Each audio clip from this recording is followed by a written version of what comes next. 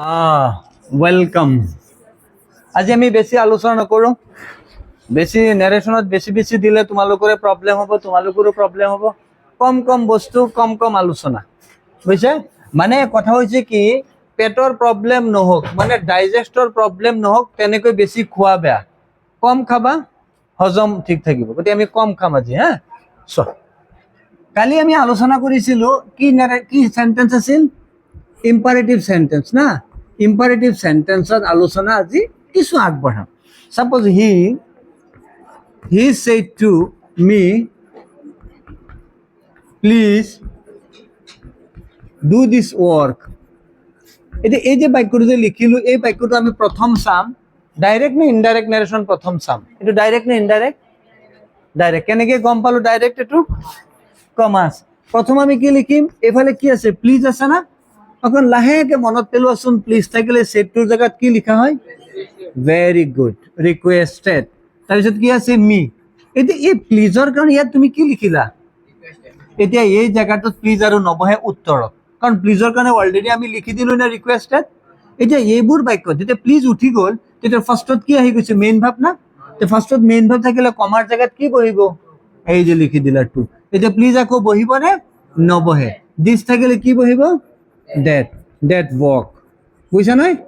এতিয়া 2 নম্বৰ আৰু এটা লিখো, যেনে she ordered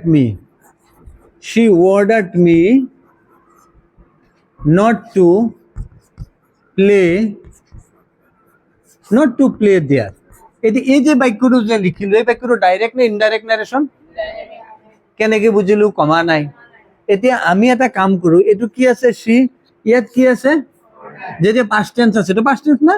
এটা তুমি ডাইরেক্ট নারেশন নিবা। ইয়াত হাতি থাকক, ঘোড়া থাকক, পয়তাচোরা থাকক, যি থাকে থাকক, তুমি একবার সেট টু লিখাছো না কোন, বাস হয়ে গেল। কারণ আমি সেট টুর জায়গাতে লিখেছিল রিকোয়েস্টেড, তেতিয়াহ'লে রিকোয়েস্টেড উঠাই দিলে কি বলবো? সেট টু না। গতিকে ইয়াত মই কলো হাতি, ঘোড়া, পয়তাচোরা কি আছে, ডাস্টার মাস্টার সব উঠাই দি ডাইরেক্ট নেশন তুমি কি লিখিবা? সেট টু লিখি পেলে মি লিখিলা। তাৰপিছত ইয়াত কমা দিয়া। এইটো কি বস্তু? কাৰ জায়গাত নট টু বহিল? বাহ, এই যে ডোন্ট লিখিলা, অটোমেটিক নট টু ভ্যানিশ হয়ে গেল, নট টু আর নাই। বাইকে লিখি দিয়া ডোন্ট প্লে। এইটো কি কি থাকিলে দিয়ার বহে? হিয়ার। টান লাগি আছে? হ্যাঁ, আর এটা লিখো, যাদব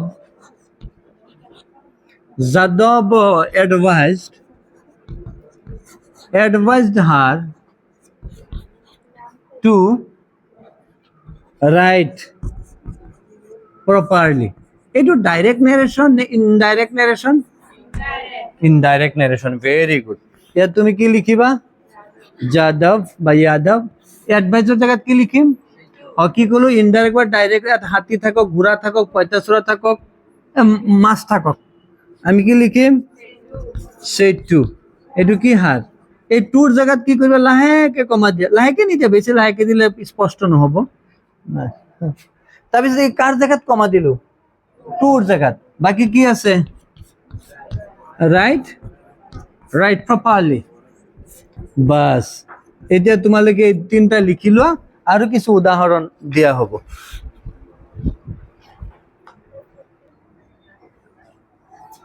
আৰু 2-3টা উদাহৰণ দিওঁ। 2-3টা উদাহৰণ দি তাৰপিছত সেন্টেন্সটো আমি আলোচনা আজি নকৰো। লম্বা ভিডিঅ' বনোৱাতকে সৰু ভিডিঅ' হলে তোমালোকৰো বুজাত সুবিধা হ'ব। তোমালোকে এইটো বাৰ তোমালোকে ঘূৰাই চাব পাৰিবা, তেতিয়া ক্লিয়াৰ হৈ যাব বস্তুটো। যে নহওক, বেলেগ আৰু 2-3টা উদাহৰণ দিওঁ। Suppose Shefali requested me not to run in the sun. এই রুমানা, আমি প্রথম চাম বাক্যটো কি? এইটো এক্টিভ ভয়েস নে পেসিভ ভয়েস? তোমালোকৰ মাথা বেয়া হৈছে নেকি? মই নেৰেশ্যন কৰি আছো, মই এনে প্ৰশ্নটো কৰিলো এক্টিভ নে পেসিভ, তোমালোকে এক্টিভ আৰু পেসিভ লৈ লাগি গৈছা। এইটো ইনডাইৰেক্ট নাৰেশ্যন নে ডাইৰেক্ট নাৰেশ্যন? এতিয়া আমি কি কৰিম? এনেকৈ লিখিম, শেফালি। এই রিকোয়েস্টের জায়গাত কি লিখিম? Set to. তোমালোকে কৈছা, মই লিখি দিলো সেট টু মি। তাৰপিছত কমা দিলো। এতিয়া তোমালোকে কোনে কবা কি লিখিম? वाह, वेरी गुड, मुझे पता था। তোমালোকে যে ডোন্ট কবা হয়নে চাইছা তোমালোকৰ আইডিয়া মোৰ লগত মিলি গৈছে 1 মিনিট ইয়াত অকণ চোৱাচোন বস্তুটো কি আছে রিকোয়েস্টেড থাকিলে কি বহে মানে কি থাকিলে রিকোয়েস্টেড বহে প্লিজ গতিকে আমি ইয়াত কি লিখিম প্লিজ কমা তাৰপিছত তুমি নটটোৰ কাৰণে কি দিব লাগে সেইটো ইয়াত দিয়া বুজিছা কাহিনীটো বুঝা নাই please don't run in the sun ৰ'দত দৌৰা দৌৰি নকৰিবা ঠিক আছে আৰু লিখো মামনি told Midul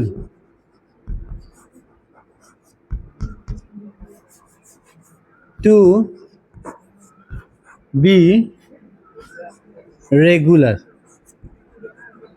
আচ্ছা এই বাক্যটো ডাইরেক্ট না ইনডাইরেক্ট নারেশন ওই সরি ডাইরেক্ট না ইনডাইরেক্ট ইনডাইরেক্ট এটা তুমি কেনেকৈ লিখিবা মামনি এইটো জায়গাত কি লিখিম said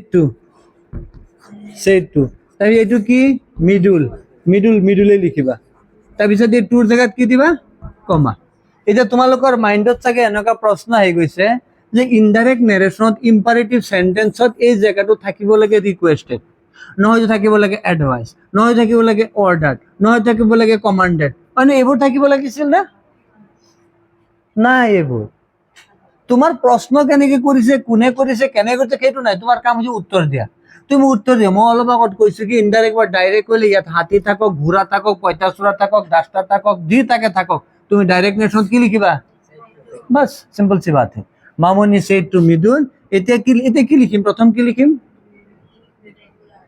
এতিয়া আছে টু বি ৰেগুলাৰ এতিয়া কি লিখিম আমি ভেৰি গুড টুৰ জায়গাত আমি কি দিলু কমা গতিকে আমি ইয়াত প্ৰথম কি লিখিম বি ৰেগুলাৰ এই কথাৰ দ্বাৰা মই নেৰেশনো কৰিলো তোমালোকো কৈছো বি ৰেগুলাৰ তোমালোকো ৰেগুলাৰ হবা ঘৰতো পঢ়াত আৰু টিউশনতো পঢ়াত বুজিছা না ৰেগুলাৰ হ'ব লাগিব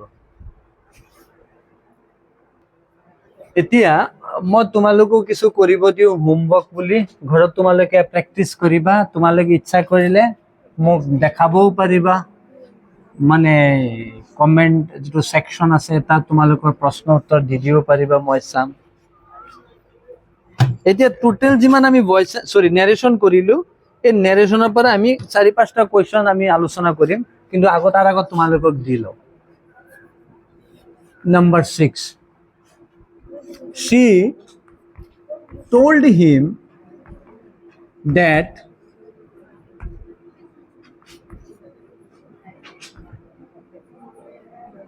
day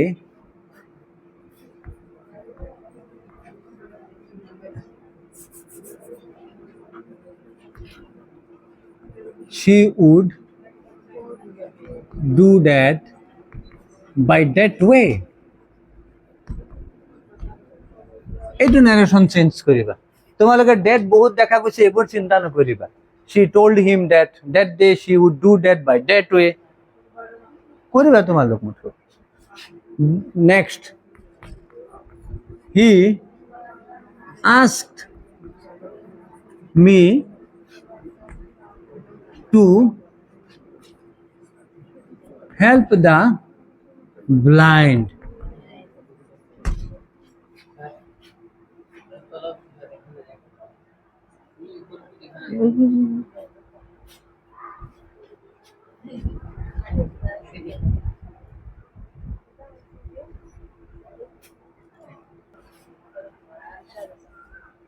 to help the blind next 4 she advised him to be kind enough এগুলা লিখা হ্যাঁ kind enough to the poor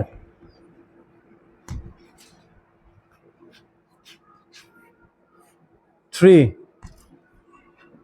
Rakhi says to Rajat I am learning English.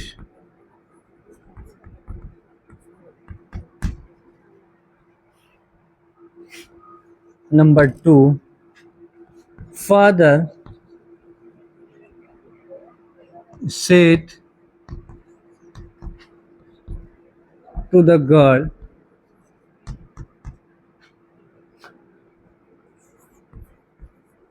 obey your parents.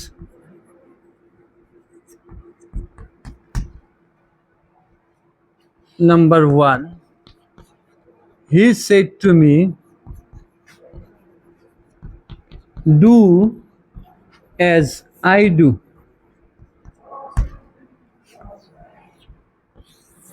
একেটা দুয়োটা পাৰ্টি একেটাৰ কি কয়, একেটা তোমালোকে কৰিবা, এইটো হোমৱৰ্ক হয়, একেটা কৰিবা। এতিয়া তোমালোকে যদি পাৰা মোক দেখুৱাৰ চেষ্টা কৰিবা, কমেণ্টত সেনেকা কৰি পেলাই উত্তৰ লিখি দিবা। যদি তোমালোকে নিলিখা তেতিয়া নিজৰ বহীখনত তোমালোকে কপিত কৰিবা, আৰু মই নেক্সট আহি পেলাই এইটো উত্তৰটো কৰিম, আৰু তাত তোমালোকে নিজৰ বহীখনৰ লগত মিলাই চাবা ক'ত ভুল হৈছে ক'ত ভুল হোৱা নাই। আজি আৰু বেছি আগুৱাই নাযাওঁ, আমি কাইলৈ আৰম্ভ কৰিম অপটেটিভ সেন্টেন্স। নেক্সট ক্লাছটো হ'ব, তোমালোকৰো নেক্সট ভিডিঅ'টো বনাই আছোঁ অপটেটিভ সেন্টেন্স, আৰু অপটেটিভ সেন্টেন্সৰ পিছত আৰম্ভ কৰিম ইন্টাৰগেটিভ সেন্টেন্স, তাৰপিছত এক্সক্লেমেটৰী, তাৰপিছত ইউনিভাৰ্চেল ট্ৰুথ, হেবিচুৱেল একশ্যন, এনেকৈ কৰি কৰি আমি নেৰেশ্যনটো কমপ্লিট কৰিম। আৰু নেৰেশ্যনৰ পিছত আমি আৰম্ভ কৰিম ট্ৰান্সফৰমেশ্যন অফ সেন্টেন্স। বুজিছা, নেগেটিভ কৰিব লাগে উইদাউট চেঞ্জিং দ্য মিনিং, সেইবোৰ আমি আলোচনা কৰিম। গতিকে আজিলৈ এৰো আৰু, থেংক ইউ।